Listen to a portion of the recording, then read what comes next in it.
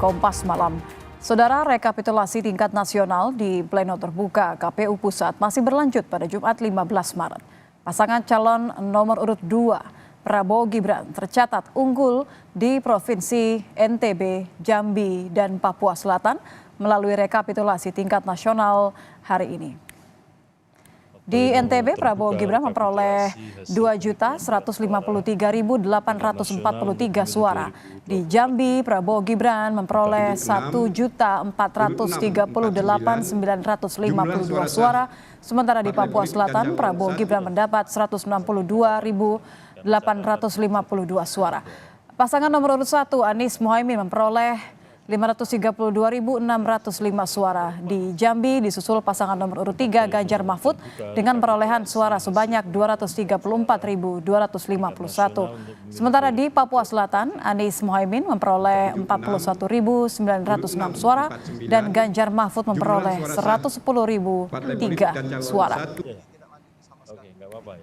Pasangan nomor urut 1 atas nama Haji Anies Rashid Baswedan dan Haji Ahmad Muhaimin Iskandar 850539. Pasangan nomor urut 2, Paslon 2 2154843. Paslon 3 241 106. Rekapitulasi penghitungan suara hasil pemilu di KPU Provinsi Aceh juga selesai dilakukan. Pasangan calon nomor urut 1, Anies Baswedan dan Muhaimin Iskandar, unggul dengan 2.369.534 suara, diikuti pasangan Prabowo Gibran 787.024 suara, dan Ganjar Pranowo Mahfud perolehan suara 64.677 suara.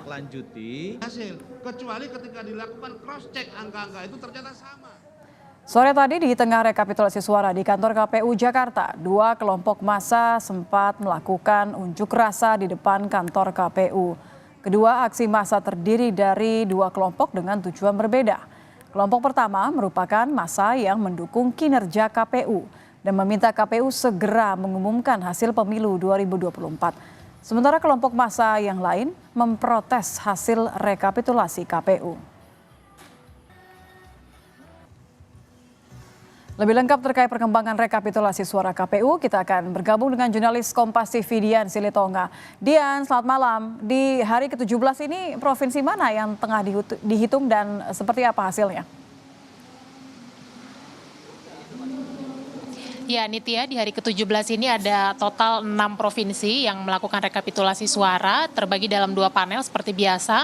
Secara keseluruhan hari ini panel A menghitung untuk Provinsi Nusa Tenggara Barat, kemudian Provinsi Jambi dan juga Provinsi Maluku Utara. Kemudian untuk panel B menghitung Provinsi Aceh, kemudian juga Papua Selatan dan Sumatera Utara. Nah, meskipun penghitungan untuk Provinsi Maluku Utara dan juga Sumatera Utara masih berlangsung, tapi tadi rekapitulasi untuk Pilpres sudah disahkan oleh Komisioner KPU, sehingga saya akan sampaikan angkanya. Di Maluku Utara, pasangan calon nomor urut 1 Anies Muhaimin ini memperoleh sekitar 200.459 suara. Kemudian pasangan calon nomor urut 2 Prabowo Gibran memperoleh 454.943 suara. Kemudian pasangan nomor urut 3 Ganjar Mahfud memperoleh sekitar 91.293 suara. Dan kemudian di Sumatera Utara, Anies Muhaimin memperoleh sekitar 2.339.000 suara. Kemudian Prabowo Gibran memperoleh 4.660.408 suara dan Ganjar Mahfud memperoleh suara 999.528 suara. Artinya untuk hari ini pasangan calon nomor urut 2 Prabowo Gibran unggul di 5 provinsi, yakni NTB, Papua Selatan, Jambi, Maluku Utara dan juga Sumatera Utara. Sementara pasangan calon nomor urut 1 Anies Muhaimin unggul di Provinsi Aceh. Nah, hari ini secara keseluruhan KPU sudah dan sedang menghitung atau melakukan rekapitulasi suara untuk 31 provinsi, dan dari 31 provinsi ini saya mencatat pasangan calon nomor urut 2 Prabowo Gibran memimpin perolehan suara dengan total 73.591.289 suara, kemudian disusul Anies Muhaimin dengan perolehan 29.753.116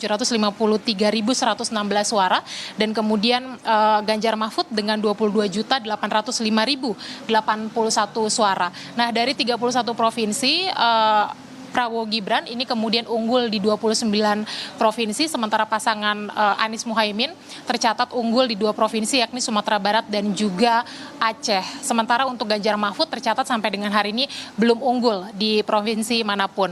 Nah, dari 31 provinsi artinya masih tersisa 7 provinsi lagi yang harus melakukan rekapitulasi suara, Nitya.